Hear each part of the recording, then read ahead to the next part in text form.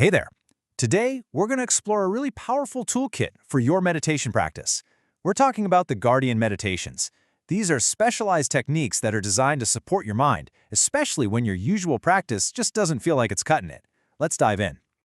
All right, so here's a quick look at our game plan. First, we'll talk about what our meditation home base is. Then, we'll get into what to do when that's not enough by introducing two amazing guardians, the Buddha and goodwill. And finally, we'll see how it all comes together to put us on the path to true happiness.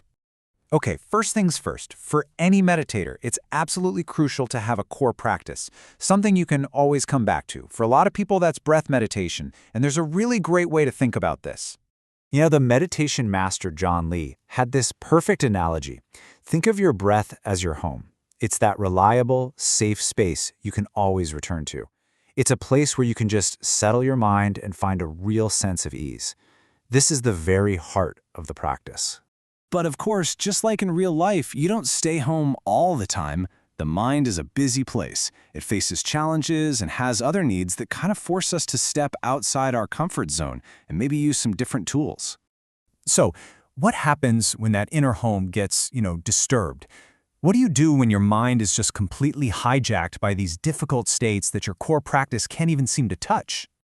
Well, this is where defilements come in. It's a technical term, but it just means these unskillful mental states that totally wreck our peace. And as you can see, they come in a lot of flavors, from really intense aversion and greed to more subtle stuff like resentment. And they all hijack our attention and destroy whatever calm we've managed to build. So this brings up a huge question for anyone who meditates. How do you actually work with these powerful forces without just getting totally overwhelmed and wanting to give up? And the answer? Well, it lies in this really specific toolkit, the 4 Guardian Meditations. These are practices designed to counteract these challenging states right as they pop up, acting like protectors for your mind. Okay, so these guardians are kind of split into 2 groups. Some are more humbling, and others are more inspiring. In this explainer, we're going to zero in on the 2 inspiring ones, that's recollection of the Buddha and the development of goodwill, because they're incredibly powerful for lifting your energy when you feel stuck. All right, let's meet our first guardian, the recollection of the Buddha. Now, it's really important to say, this isn't about worship, it's about drawing real, practical inspiration from the qualities of a mind that's fully awakened. Now, what's so cool is how these ancient symbols really bring these qualities to life. The tamed horse, that signifies a mind that's totally free from greed and delusion. The bull represents that immense strength and persistence that's required.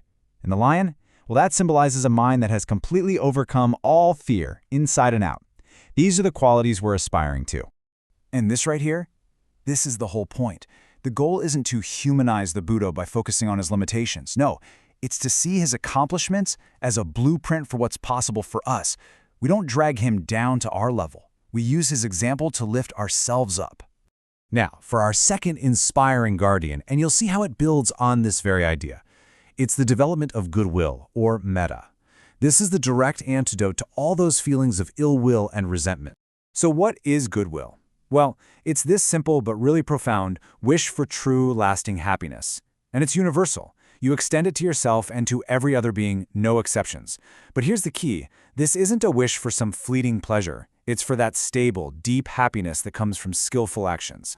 And this is a game changer.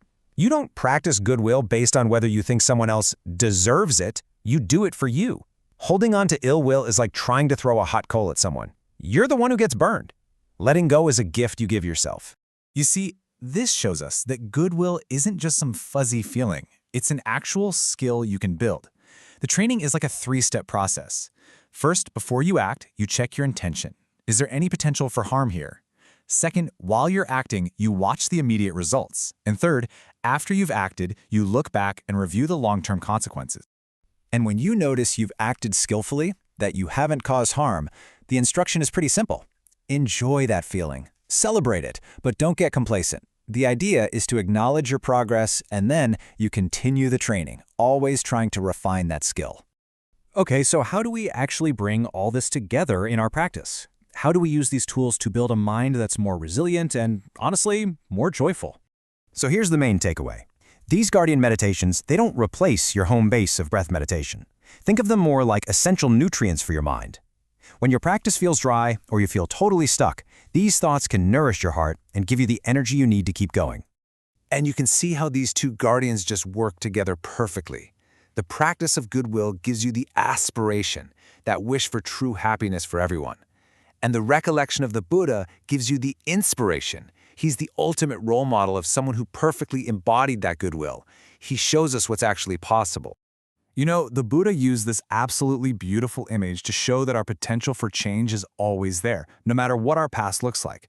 Just like the moon can break free from the clouds and light up the whole night sky, we can also break free from our unskillful habits and brighten our own lives. And that leaves us with one final thought to kind of carry with you. In your own moments of doubt or struggle, how will you use these tools, not to drag inspiration down to where you are, but to lift yourself up to your own highest potential?